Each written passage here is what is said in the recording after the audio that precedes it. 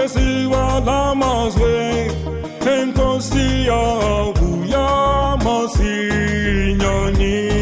tukumelani ujesu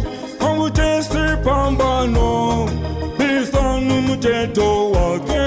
maninga ulafi ningongwe nangungongwa impiwo wanguye sizesti chitwisita ujesu avuze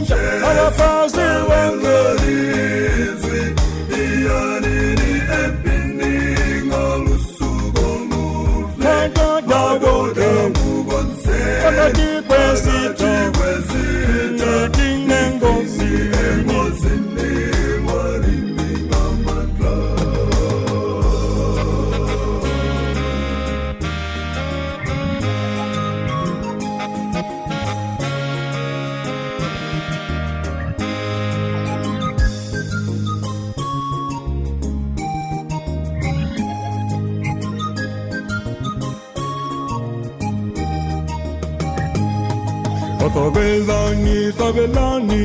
tumisani inkosi, nithabelele ujesu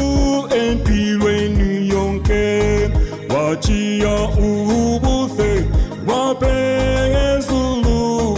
kuzofela minalawen, sugubelani ujesu, impizopela, nomfakuna dumi.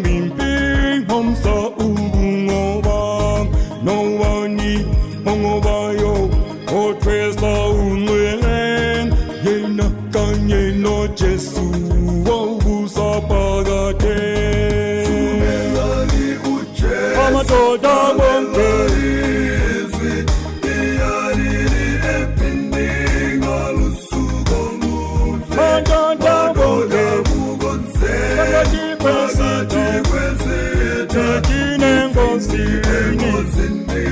Warini kamandla Awafundisi